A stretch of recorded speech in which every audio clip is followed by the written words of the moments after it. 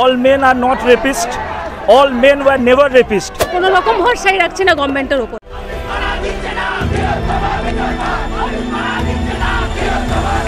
পুরুষ মানুষ হিসেবে পরিচয় দিতে লজ্জা লাগছে। 12 দিন কোনো সুরাহা হয়নি।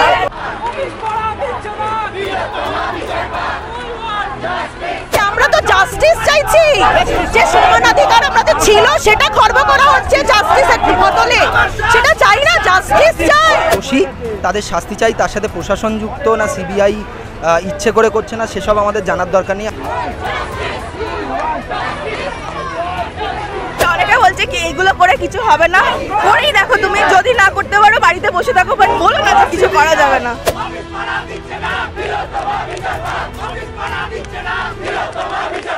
কেটে গেছে 12টি দিন, এখনো পর্যন্ত কোনো রকম কোনো সুরাহা হয়নি কাদম্বিনীর। যেই কাদম্বিনীর বিচারের দাবিতে আছি, কিন্তু দেখা যাচ্ছে যে অফিস পাড়াও কিন্তু তারাও কিন্তু রাস্তায় নেমেছে। যেমনটা দেখতে পাচ্ছেন যে আজকে ওয়েভেল মোড় থেকে কিন্তু সম্পূর্ণভাবে কলেজ মোড় পর্যন্ত আজকে অফিস পাড়ায় কিন্তু রাস্তায় নেমেছে, এবং যেই রাস্তায় নামার তাদের একমাত্র কারণ হলো কাদম্বিনীর বিচার। সেই বিচারের দাবিতে কিন্তু আজকে তারা এই মুহূর্তে সোচ্চার হয়ে উঠেছে। এই জিনিস আমরা বার্তা দিতে চাই মেয়েদের পাশে দাঁড়িয়ে, all men are not rapists, all men were never rapists. আজকে বিক্ষিপ্ত ঘটনা যেটা চলে সেটা পুরুষ হিসেবে আমি লজ্জাবোধ করি। আমি সেই জন্য পথে নেমেছি। সরকার, প্রশাসন, পুলিশ, সিবিআই সবার কাছে বিনীত অনুরোধ যে বোনের যে মৃত্যুটা হলো, মর্মান্তিক মৃত্যুটা হলো, তার বিচার চাই। এই রকম জিনিস যেন আর কোনোদিন রিপিট না হয়, পুরুষ হিসেবে মেয়ে লজ্জাবোধ করি, এবং সেই জন্য আমি আজকে রাস্তায়। কোনো সুরাহা হয়নি, সুপ্রিম কোর্টে মামলা গেছে, সিবিআইয়ের হাতে প্রায় 7 দিন হতে চললো কেস গেছে, কোনো রকম কিছু এখনো জানা যায়নি কারা অভিযুক্ত, একের বেশি কিনা, কি বলবে, মানে কতটা এই মুহূর্তে ভরসা রাখছে? কোনো রকম ভরসাই রাখছে না গভর্নমেন্টের উপরে। তাই জন্যই আমরা জাস্টিসের জন্য রাস্তায় নেমেছি, যে যাতে জাস্টিসটা আমরা পাই, তাই জন্যই রাস্তায় নেমেছি। আজকে আম জনতা রাস্তায় নেমে পড়েছে যাতে জাস্টিসটা পাওয়া যায়, তাই জন্যই নেমেছে। গভর্নমেন্টের উপর আমরা ভরসা রাখছি না। আচ্ছা, রাজ্য সরকার থেকে বলছে মহিলাদের রাতের ডিউটির সময় কম করে দেবে, তাহলে কি মহিলাদের উপর যা আক্রমণ হচ্ছে সেটা কম হবে? মহিলা ছেলে বলে কথা না, আমরা আমাদের নিরাপত্তা চাই, আমরা নিরাপত্তাই চাই, আর কিছুই চাই না, নিরাপত্তাটা চাই। ওয়ার্ক প্লেসে যদি আমরা নিরাপত্তা না পাই, নিরাপত্তা না হই, তাহলে কিরকম ভাবে থাকবে? ওয়ার্ক প্লেসে আমরা নিরাপত্তাভাবে কাজ করতে চাই।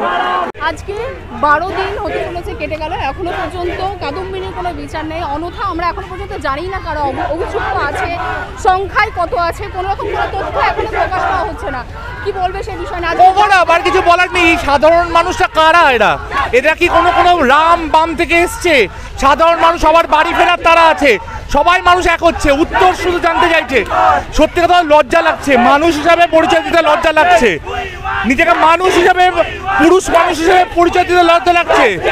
আমরা যারা কলকাতার বাইরে চাকরি করি তারা বলি যে দুর্গাপুজো হয় এই রাজ্যে, এই শহরে, এখানে মা বোনদের সম্মান সবার আগে, সেখানে এটা হতে পারলো, কিন্তু ভুল জায়গায় হলো।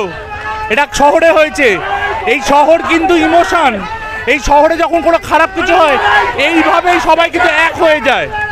আর মানুষের এক একটা পোস্টমর্টম রিপোর্ট থেকে সব কিছু, কোনো কিছু ক্লিয়ার ইমেজ নেই। সিবিআই কি করছে? যদি পুলিশ ভাবে কিছু করতে পারতো, একটা বডি থেকে শুরু করে তার কি হলো তাড়াতাড়ি পুড়িয়ে ফেলা হলো। তার আজকে ময়না তদন্ত রিপোর্টে যে আসছে সেই রিপোর্টটাও আমাদের ক্লিয়ার না, মানুষকে বোকা বানানো হচ্ছে। আসামিকে তো কভার আপ করা হচ্ছে, বোঝা যাচ্ছে। কখনো একটা ডেড বডি নিচে হেড করে তারপরে আছে, মনে হচ্ছে না খুব একটা সহজ খিল্ল হিন্দি সিনেমার একটা স্ক্রিপ্ট। মানুষকে এতই বোকা এই দুনিয়াতে যারা আছে, কিন্তু হ্যাঁ খুব ভুল জায়গায় এই সমস্যাটা আজকে দেখা এসছে। রংদে বসন্তে দেখেছিলেন না, ঠিক সেইভাবেই মানুষ কিন্তু আজ গর্জন করে উঠেছে। আমার শুধু একটাই রিকোয়েস্ট, এটাই উইকেন্ডের প্রতিবাদ না, প্রতিদিন প্রতিবাদ করে তুলুন। আপনি 10টা মানুষকে চলুন, 10টা মানুষ একটা চেন তৈরি করুন, এইভাবে বেরিয়ে পড়ুন, কিছু একটা তো হবে, মুভমেন্ট তো হবে। এটা আমাদের মা বোনদের জন্য, এটাই আমাদের কথা। লজ্জা লাগছে পুরুষের, এই পুরুষদের জন্য, একটা পুরুষ বা কয়েকজন মানুষের জন্য একটা পুরুষ জাতিকে একটা কলঙ্কিত হচ্ছে, নারীকে সসম্মান করা হচ্ছে। যে রাজ্যে নারীর সম্মান নেই সেই রাজ্যের কোনো সম্মান নেই। বেশি হয়ে গেছে, 12 দিন কোনো সুরাহা হয়নি। আমরা শুনছি আমাদের নাইটে কাজ করা নিয়ে বাধা নিষেধ। কেন? কলকাতা বা বাংলা এটা জানে না। এই সেক্টর 5 এর শুরুর দিন থেকে ছেলেরা মেয়েরা সমানভাবে কাজ করেছে। এবং বলা হচ্ছে যারা নাইটে কাজ করছে তাদের সময় লিমিটেড করে দেওয়া হবে। একদম কেন হবে? আমরা তো জাস্টিস চাইছি, যে সমানাধিকার আমাদের ছিল সেটা খর্ব করা হচ্ছে জাস্টিসের বদলে, সেটা চাই না, জাস্টিস চাই। আমাদের সমানাধিকার খর্ব কেন হচ্ছে? পর্যন্ত না রাজ্য পুলিশ আর সিবিআই হাতে প্রায় 7 দিন হয়ে গেল, চলে গেল, এখনো পর্যন্ত কিছু সুরাও হয়নি, কারা অভিযুক্ত আছে জানা যায়নি, একের বেশি আছে কিনা তাও জানা যায়নি। কি বলবে? সুপ্রিম কোর্টে মামলা চলে গেছে। দেখো, বলার তো একটাই কথা, আমরা জাস্টিস চাই, এর বেশি কিছু না। আমরা সাধারণ মানুষ, আমরা একটাই জিনিস বুঝি যে যারা দোষী তাদের শাস্তি চাই, তার সাথে প্রশাসন যুক্ত না সিবিআই ইচ্ছে করে করছে না সেসব আমাদের জানার দরকার নেই। আজ সুপ্রিম কোর্টে বলে দিয়েছে যত তাড়াতাড়ি সম্ভব জাস্টিস লাগবে। আমরা একটাই জানি, we want justice, we want justice, we want justice. আজকে কাদম্বিনীর বিচারের দাবিতে তোমরা রাস্তায় নেমেছো, হাতে মোমবাতির মা ধরিয়ে তার মাধ্যমে তোমরা একটা প্রতিবাদ দেখা কিন্তু এখনো পর্যন্ত হিসাবে দেখতে গেলে 12 দিন হয়ে গেল, কোনো সুরাও কিন্তু এখনো পর্যন্ত হয়নি। 7 দিনের মতো সময় হতে চলেছে, সিবিআইকে কেস দিয়ে দেওয়া হয়েছে, সেই ক্ষেত্রে কি বলবে? আমরা hopeful, we will continue with our fight. This fight is for justice, for law to prevail, আর আমাদের এটাতে জিততে হবে। So we will continue, we are being hopeful. ইতিমধ্যে এই কেসটা সম্পূর্ণভাবে সুপ্রিম কোর্টে হস্তান্তরিত করা হয়েছে, হাইকোর্টে চলছিল মামলাটা, ইতিমধ্যে কতটা ভরসা রাখছে সুপ্রিম কোর্টের উপর? ল অ্যান্ড অর্ডার, মানে being a democratic country, law and order উপর ভরসা হারিয়ে ফেললে আমাদের তো বাঁচার কিছু উদ্দেশ্য নেই। তো ডেফিনেটলি আমরা এখনও হোপফুলি আছি। So will continue hour fight till justice is served. তারা অভিযুক্ত আছে এখনো জানা যায়নি, কি বলবে? এই যে আমরা রাস্তায় নেমেছি, এই যে আগুনটা জ্বলছে, এটা কোনোদিনও নিভতে দেওয়া যাবে না।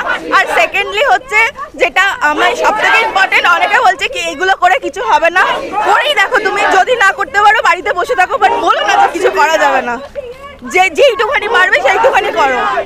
আচ্ছা, আজকে এই যে সম্পূর্ণ আরজিকর কাণ্ডের যে মামলাটা সেটা ইতিমধ্যে সুপ্রিম কোর্টে চলে গেছে, আজকে কতটা ভরসা রাখছো সুপ্রিম কোর্টে?